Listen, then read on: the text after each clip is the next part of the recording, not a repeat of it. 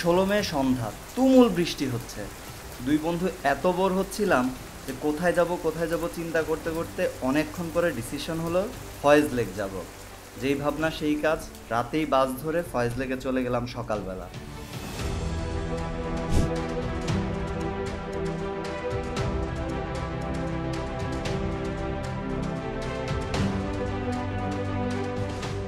এত সুন্দর একটা পরিবেশ ছিল, আকাশটা এত মেঘলা। আর আমরা সকালবেলা সব বুকিং টুকিং শেষ করে বোটে করে ফয়েজ লেকের একদম ভিতরে চলে গেলাম।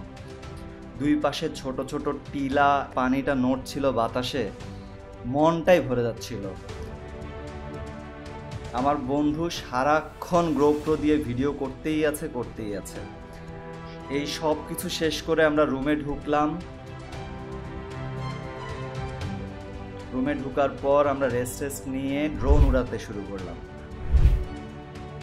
ড্রোনের ভিউ দেখে আমাদের পুরাই মাথা নষ্ট। এত সুন্দর একটা লেক আমরা শুধু ওই বোটে করে আসার সময় পুরাটা দেখতে পাচ্ছিলাম না। ড্রোন উড়ানো, ব্রেকফাস্ট এগুলি সব শেষ করে দুপুরবেলা আমরা নামবো এবার সুইমিং পুলে।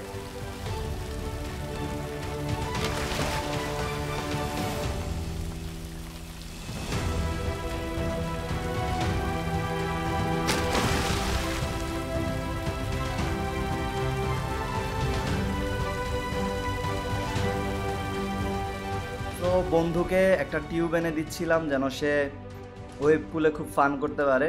তার পুরা মুডটাই ছিল অন্যরকম। মিউজিকের সাথে সাথে সে বডি দুলিয়ে টিউবটা নিয়ে যখন পানির দিকে যাচ্ছিল, তারপরেই ঘটনা একটা খুবই বাজে ঘটনা। হঠাৎ করে সে স্লিপ করে পড়ে গেল। আমি প্রথমে ভাবছিলাম যে সে পড়ে গেছে, ব্যথা পেয়েছে, হাসছিলাম। বাট না, কিছুক্ষণ পরেই টের পেলাম ওর বাম হাতটা জাস্ট ভেঙে গেল। এই ভিজা শরীর নিয়ে ওকে আমরা রুমে নিয়ে যাব না হসপিটালে নিব, নিলে কোন হসপিটালে নিব, এসব চিন্তা করতে করতেই অস্থির হয়ে যাচ্ছিলাম। চিটাগাঙে আমার যত ফ্রেন্ড আছে সবাইকে ফোন দিচ্ছিলাম। তবে যেই জিনিসটা সবচেয়ে বেশি খারাপ লাগছে সেটা হচ্ছে ফয়েজ লেক রিসোর্ট কর্তৃপক্ষের উচিত ছিল আমাদেরকে একটা গাড়ির ব্যবস্থা করে দেওয়ার হসপিটাল পর্যন্ত যাওয়ার জন্য। সিএনজিটা নিয়ে প্রথমে চিটাগাং মেডিকেলে গেলাম। সেখানে সারা দিন অনেক ধকলের পর ওর হাতে প্লাস্টার হলো। তারপর আমরা সন্ধ্যার দিকে ফিরে আসি রিসোর্টে। ওই দিন রাত্রেবেলা ছিলাম এবং পরদিন সকালবেলা আমরা ঢাকার দিকে ফিরে আসি। কিন্তু দুঃখ লেগেছে সেটা হচ্ছে ওদের দিক থেকে কোনো রকমের একটু আফসোসও দেখলাম না। এবং একটা সুইমিং পুল কিভাবে এরকম স্লিপারি থাকে আমার মাথায় এটা আসে না। সো আজকে আমার ফ্রেন্ড পড়ছে, কালকে আপনাদের ফ্রেন্ড পড়তে পারে, আপনার রিলেটিভস পড়তে পারে, আপনার সন্তান পড়তে পারে। এই জিনিসটা সলভ করাটা খুবই জরুরি। ফয়েজ লেকের উচিত এই স্লিপারি ব্যাপারটাকে সলভ করা, না হলে এর পরের দিন আপনারও হাত ভাঙতে পারে। সো ফয়েজ লেকে যাওয়ার আগে সাবধান।